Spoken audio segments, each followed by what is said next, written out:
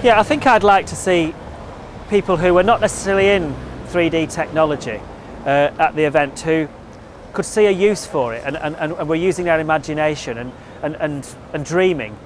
And one of those might be, Jarvis Cocker, for example, who maybe had a dream singer in history who was no longer around, who was dead, but who he always wanted to do a duet with. And maybe there's a way of allowing him to do that duet properly and cleverly, and for him to talk about that and just to dream.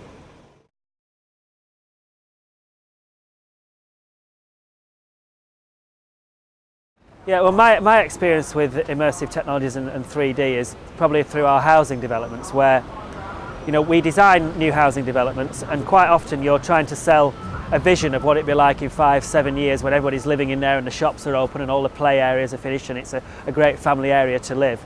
But when people come onto the site, it genuinely is a building site with 1 or 2 people maybe are moving in, and it's quite hard. It's a great leap of faith for somebody who is used to being sold. We sell them. We only do sell something that will end up being fantastic, but quite often people have been sold things that don't end up fantastic. Now, if we could actually show them a real vision and walk them through and talk them through that vision and allow them to enter it in some way and experience it and how livable a place was going to be, it would really help. In a similar field, we do regeneration of old 60s and 70s housing estates that need TLC, and often you've got residents who've been promised the earth over the last decade or so and not delivered. And we'd like to show them, this is what it could be. If we all work together for this, this is what life might be like here. And sometimes we're expecting, we can see it, and we've experienced it, and as designers, that's what you do. You land yourself into a future that you've designed, and you can feel what it's like to be there. But when you do that every day, it becomes second nature. But obviously for the general public, that's not the case. You can't expect it to be. So that's where technology can really help.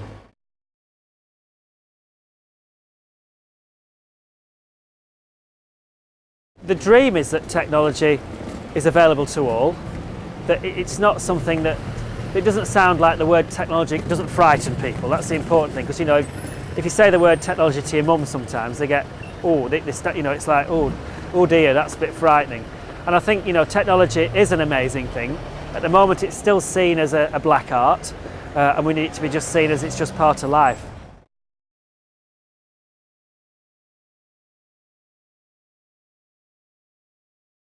Well, the best case studies for me are really when you're master planning a town or a city or a place, and you're getting a feel of what it might be like to walk through a city centre, to cycle through a city centre, to how safe does it feel. We have all sorts of problems in London at the moment with deaths on cycling, and we're going to have to really start to replan how our roads work, and you don't want to suck it and see whether a lorry's going to, when it's turning left, can actually squash somebody. You want to be able to look at what really might be the case, and that's where we can make technology and augmented reality really work, I think.